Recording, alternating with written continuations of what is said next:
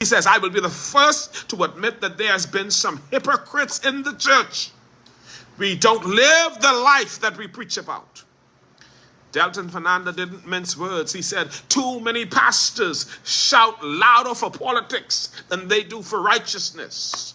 Some only speak when their party is in power and go silent when that party goes wrong. And if you're wondering why that's important for tonight's message, let me remind you that that's exactly what Jude was dealing with. Men who had crept into the faith unnoticed, twisting grace into gain, using religion as a platform for pride, power, and influence, but not living what they preached. Jude wasn't calling out sinners in the street. He was exposing hypocrites in the pulpit. And just like Bishop Delton Fernanda said, God is still looking for a few of us who will stand up.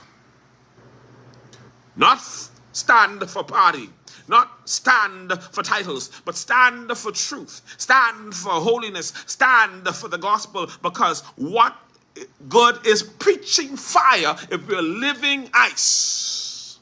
What's good is shouting truth from the stage if we're walking in lies behind the closed doors? Jude saw it then.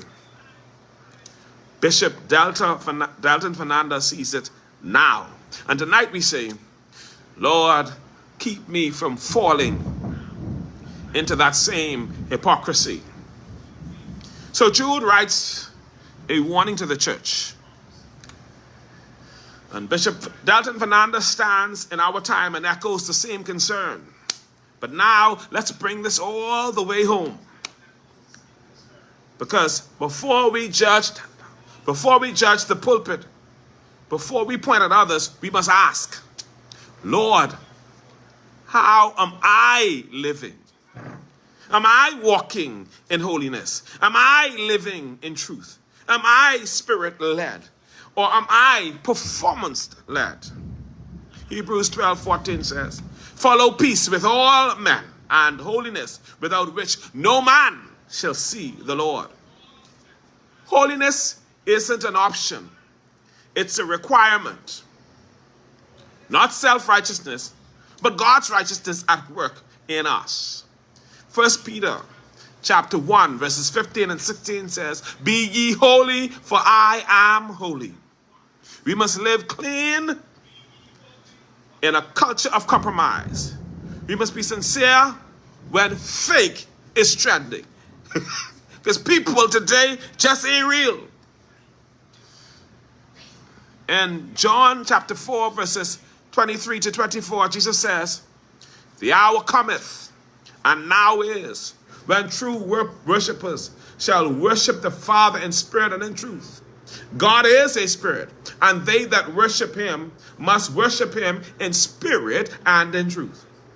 That's not just singing songs. That's about living a life of integrity, inside and out. You can wear a robe and still be rotten. You can shout hallelujah and still harbor hate. You can carry a Bible and still lie with your lifestyle. We're not called to be impressive. We're called to be authentic.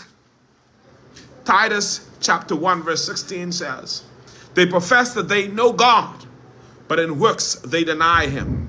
Matthew chapter 15 verse 8 says, these people honor me with their lips, but their hearts are far from me. So tonight isn't about how high you jump during worship. It's about how straight you walk when you land.